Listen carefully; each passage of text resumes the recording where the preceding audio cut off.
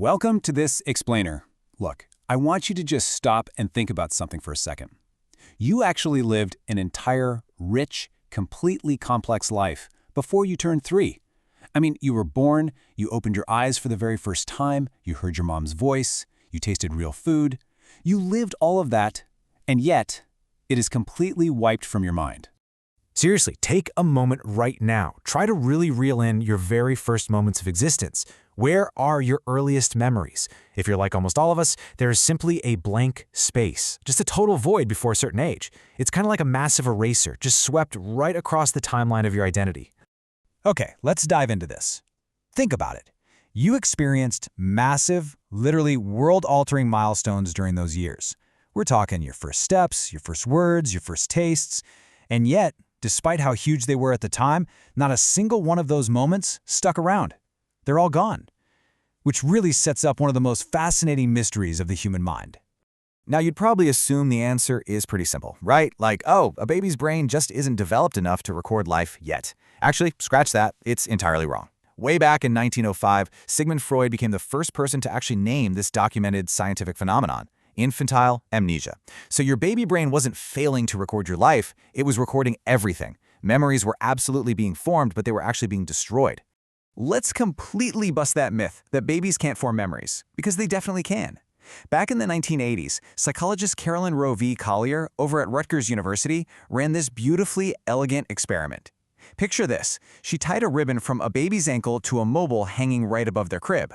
Well, the babies quickly figured out that kicking made the mobile move, and they absolutely loved it. The crazy part? When she brought those exact same babies back days later, they remembered. They started kicking immediately. And what's really incredible here is that even 2-month-old babies remembered that mobile trick for a couple of days, and 6-month-olds, they remembered it for weeks. So the science is clear. Infant brains can absolutely learn and store information. The memories were undeniably in there. But by adulthood, every last trace is completely gone. So, if those memories existed, well, something must have taken them. We basically got 4 main suspects for this great memory heist. Let's bring in Suspect 1, the hardware.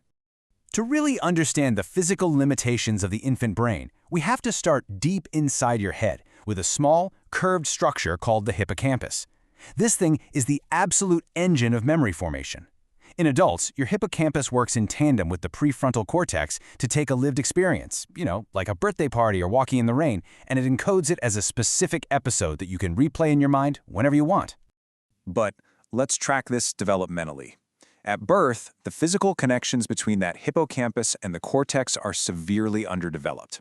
It isn't until ages 2 to 4 that a key region called the dentate gyrus, which is essentially the gateway for new memories, finally gets fully wired up. So your infant brain could form short-term memories just fine, but its hardware simply wasn't ready to successfully transfer them over into long-term storage. All right, Suspect 2, the demolition. Now, I have to warn you, the story gets much, much stranger here, thanks to a massive 2014 discovery out of Toronto. See, hardware is only half the story. This discovery centers around a process called neurogenesis. During the first few years of life, your hippocampus is pumping out new neurons at an absolutely staggering rate. Well, 2 neuroscientists, Sheena Jocelyn and Paul Franklin, came up with a hypothesis that honestly sounded almost absurd at the time. They suspected that this totally essential process of growing new brain cells might actually be the exact thing destroying our earliest memories. And this brilliantly illustrates what they found. When they ran experiments on mice, the results were completely counterintuitive. Check this out.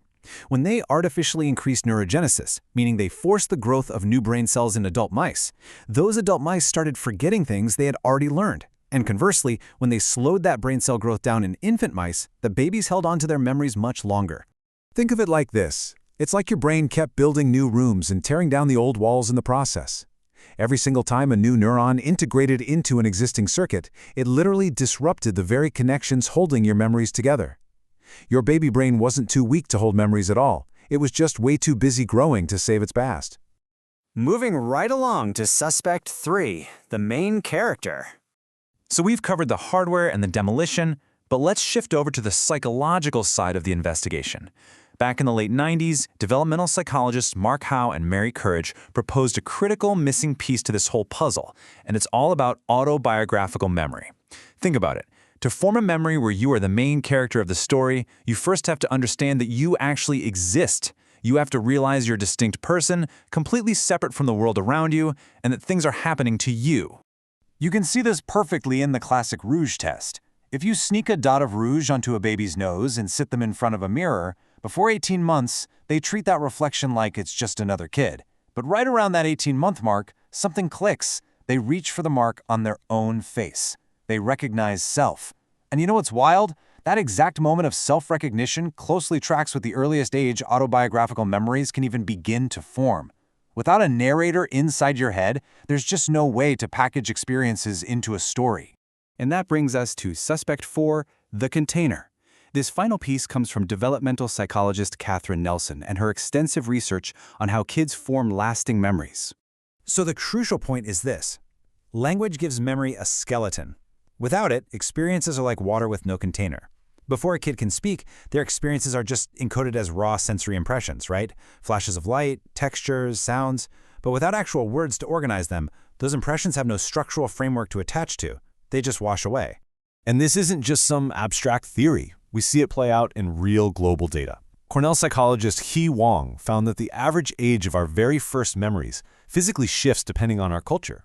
It's fascinating. In Western cultures, the average is about 3.5 years old. But for the Maori people of New Zealand, who have this incredibly intense oral storytelling tradition focused on personal history, their first memories stretch way back to 2.5.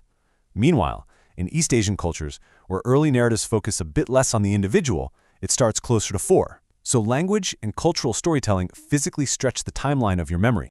All right, let's look at the complete heist. When you put all 4 of these pillars together, you see that infantile amnesia wasn't just one single failure. The hardware wasn't ready to build long-term memories, and even while it tried, massive neurogenesis was literally tearing through those circuits. Plus, you had no concept of self to anchor those experiences to, and absolutely no language to provide structure. It was the perfect storm, everything happening all at once. Honestly, this incredible science leads us to a paradigm-shifting, maybe even slightly uncomfortable philosophical question. If you had no continuous sense of self, and your mind was quite literally disassembled and rebuilt neuron by neuron, is the baby in your old photos actually you? Or is it someone else entirely, someone who just happened to live in the exact same body? I'm going to let the weight of that settle in for a second. But look, you really don't need to feel any sense of loss for those missing years. That blank space, that black hole in your timeline, it isn't because your brain was too simple or too weak. Your baby brain was doing something far more important, far more magnificent than just remembering. It was becoming you. To build the incredible, conscious person watching this explainer right now, your brain quite literally had to destroy the person who came before. And honestly, looking at all the science, I think that is a beautifully necessary trade.